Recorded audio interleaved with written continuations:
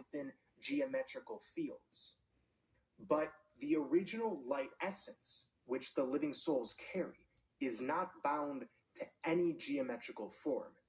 It's formless. That's the point. Our essence is transcendent beyond time and space.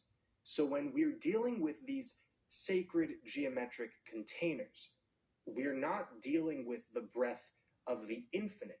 These are grids that have been imposed.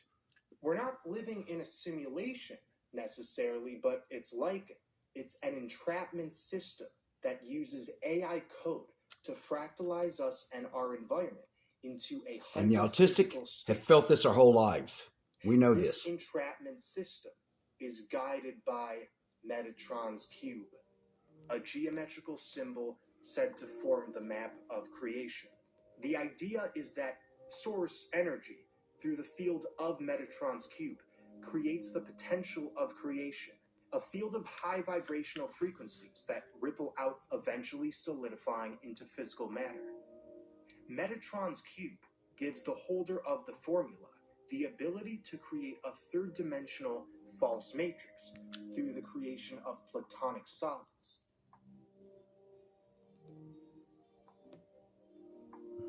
Metatron's cube is the illusory net placed within the genetic code of man to trap him here in this false matrix.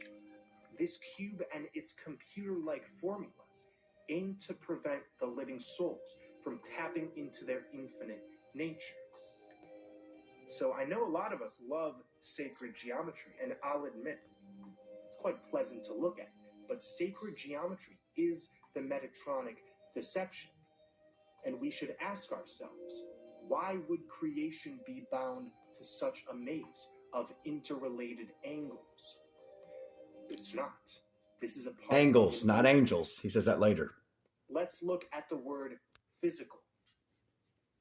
Phi stands for the golden ratio. The golden ratio layers Earth and its biology through the Fibonacci sequence. But the Fibonacci sequence should really be called the fib of no chi.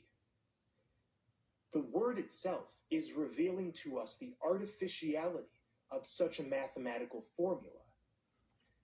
I'm not suggesting reality has no inherent sacredness or interconnectedness. I'm saying behind the Fibonacci sequence, the golden ratio, behind these energetic doesn't define indigenous cultures, agrees with it. A true unwavering energy. It is this limitless energy which is ensnared in such geometry. Hence, why the geometry is so beautiful. So the fields themselves are brimming with life. The essence is there, but through involvement with these overlays. And science won't define a field. They will not. Not only from humans, from everything. The flower of life symbol is considered the symbol of the infinite, but it's actually the symbol of the finite. It consumes itself instead of expanding. The flower of life has a circle around it. Indeed, it does mean everything is interconnected, but also captured. Captured takes light and converts it into 7 primary colors. The prism of physical reality, or rather, the prism of consciousness. The rainbow, which reigns over this matrix, hoping that humanity bows to this prism. The electromagnetic shape of the overlay is the toroidal field.